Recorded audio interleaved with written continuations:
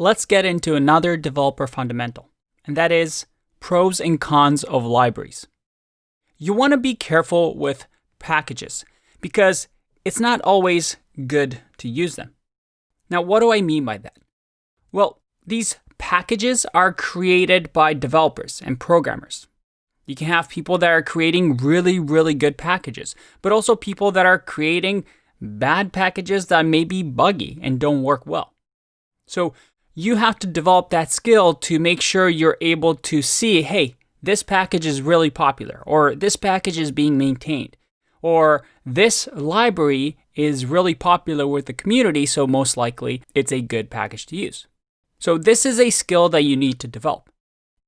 Also, keep in mind that every time you add a library to, let's say, your project, you're adding more and more code, which means more and more bytes of data. So your project gets heavier and heavier and heavier. So that's also something that you want to consider. Before you're importing a library, ask yourself this: could I just write this myself? You usually want to pull in a library when writing something from scratch yourself is going to be really time consuming and you don't have the expertise in that area.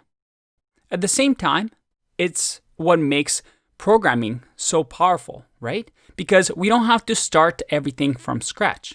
And most of the time, when you're working as a developer, what you're doing is essentially matching and pulling in different libraries and getting them to all work together. A lot of your work is going to involve working with these libraries, reading the documentation of these libraries, and figuring things out as you go, as you try and build a useful tool by combining everything together. So there's pros and cons to everything. And this is just something that you will develop as you progress through your career. Just keep an open mind, be careful of using just any library, but also learn to read library documentation, learn how to use all these different tools to combine to create something useful. I'll see you in the next video.